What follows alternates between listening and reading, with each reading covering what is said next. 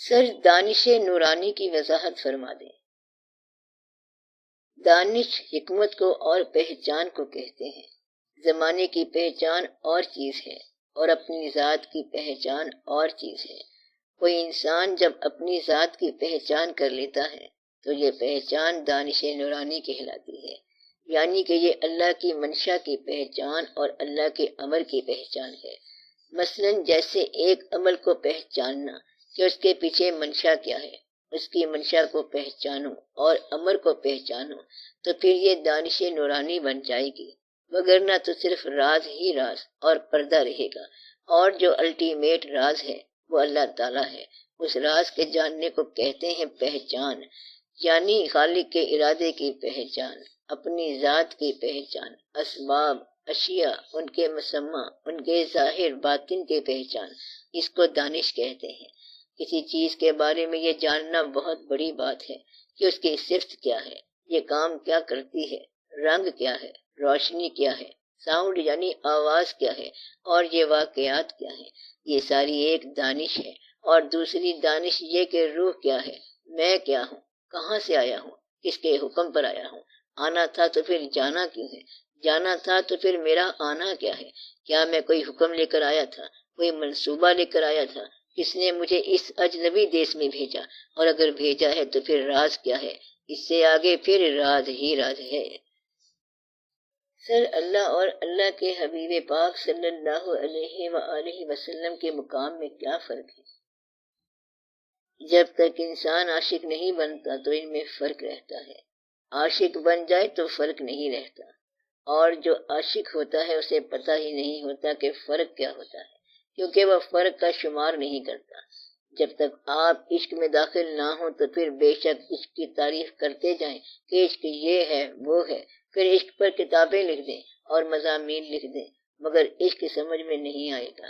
عشق کا مطلب عاشق سے پوچھو تو وہ کہتا ہے کہ عشق صرف معشوق ہے، مگر نہ اس کی کوئی تعریف نہیں ہوگی۔ عشق صرف محبوب ہوتا ہے۔ اگر آپ اللہ کے پاس جاؤ گے تو وہاں اس کے محبوب صلی اللہ علیہ وآلہ وسلم کا ذکر پاؤ گے، اور اگر اللہ کے محبوب صلی اللہ علیہ وآلہ وسلم کے پاس جاؤ گے تو اللہ کا ذکر پاؤ گے۔ تو اس میں یہ فرق نکلا ہی نہیں جا سکتا، کیونکہ ایک لامحدود ہے اور دوسرے کی شان لامحدود ہے۔ اس میں فرق نکالنے والے عام طور پر گمراہ ہو کر مر گئے ہیں، اس لیے آپ بھی فرق نہ نکالنا۔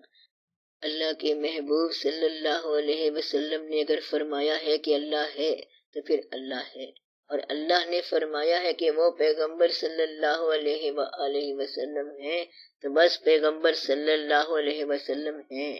پیغمبر صلی اللہ علیہ وسلم نے فرمایا کہ اللہ پہلے ہے تو ہم نے کہا وہاں اللہ پہلے ہے۔ اب اگر یہ سوچیں کہ اللہ کا ارادہ کیا ہے اور اللہ تعالیٰ نے ساری کائنات میں صرف ایک کو محبوب کیوں بنایا ہے تو یہ اللہ بہتر جانتا ہے، اس لیے اس راز کا کسی کو پتہ نہیں۔ پیغمبر صلی اللہ علیہ وسلم نے فرمایا کہ اللہ کے آگے سجدہ کرو تو آپ سجدہ کرو، جھکو، بس آپ اتنی بات یاد رکھو کہ سجدہ صرف اللہ کو کرنا ہے اور سجدہ محبوب صلی اللہ علیہ وسلم کو نہیں کرنا ہے۔ یہ انہوں نے خود ہی فرمایا ہے کہ سجدہ گناہ ہے، بس آپ اتنی بات یاد رکھو، باقی محبت میں سب کچھ جائز ہے۔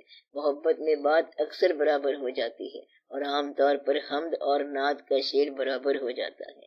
یہ ایک شعر داتا گنج بخش رحمت اللہ کے بارے میں کہا گیا ہے، گنج بخشی فیض عالم مظہر نور خدا، یعنی گنج بخش رحمت اللہ فیض عالم وہ ہوتا ہے جس کا ساری کائنات پر فیض ہو۔ حضرت علی رضی اللہ تعالیٰ عنہ کا نام ہی ایسا ہے کہ ان کا نام آ جائے تو طبیعت مست ہو جاتی ہے۔ اب اللہ سے محبت یا اللہ کے رسول پاک صلی اللہ علیہ وآلہ وسلم سے محبت جو ہے وہی محبت اب حضرت علی علیہ السلام سے بھی ہو گئی۔ من کنت مولا جو ہے یہ کون بولا؟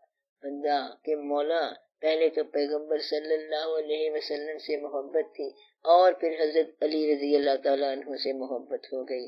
تو راز یہ ہے کہ حضرت علی رضی اللہ تعالیٰ عنہ کی محبت اور رسول اللہ صلی اللہ علیہ وآلہ وسلم کی محبت ایک ہی ہے، اور یہی محبت اللہ کی محبت بھی ہے۔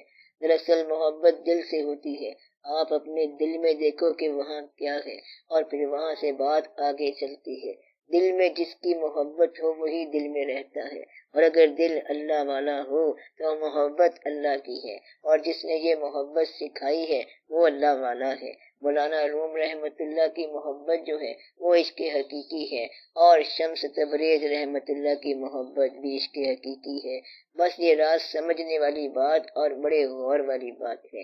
عشق میں بڑا چھوٹا کوئی نہیں ہوتا، یہ پیمانے وہاں نہیں چلتے، اللہ بڑا ہے، اور جس دل میں اللہ کی محبت ہے وہ سب سے بڑی محبت ہے، اور پیغمبر صلی اللہ علیہ وآلہ وسلم کے دل میں اللہ کی جو محبت ہے وہ اس سے بھی بڑی ہے۔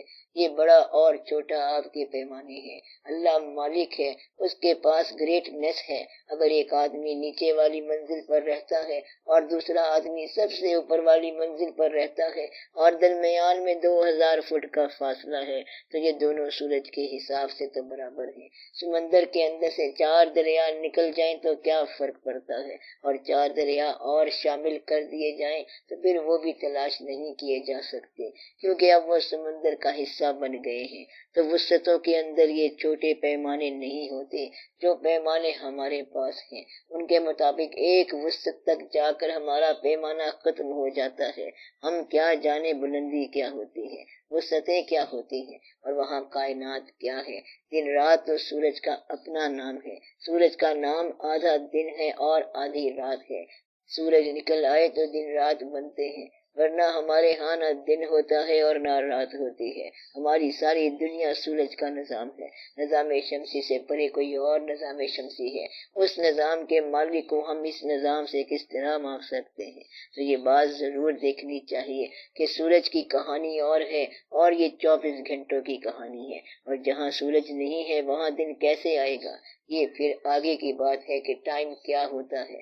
نظام شمسی سے ورا بھی کئی آفتاب ہیں، یعنی اس سے آگے بھی کئی آفتاب ہیں، اور ان آفتابوں سے آگے پھر ایک اور کائنات ہے، اور اس کائنات کی وسعتوں کے آگے پھر کئی وسعتیں ہیں، اور پھر خالق کا مقام ہے۔ اس کو آپ کیا سمجھو گے اور کیسے سمجھو گے؟ یہاں سے معلوم ہوگا کہ خالق بڑا ہے یا مخلوق بڑی ہے۔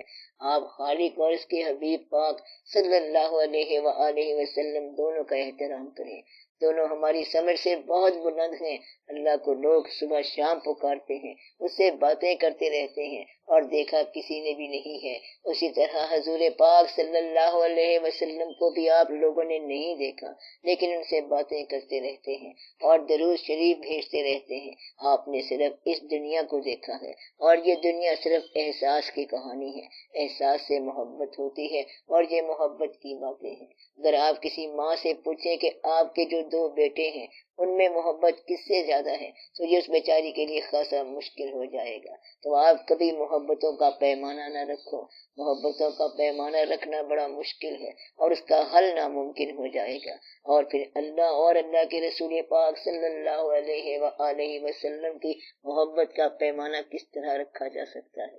ہمارے لیے اتنا پیمانہ رکھنا مشکل ہے۔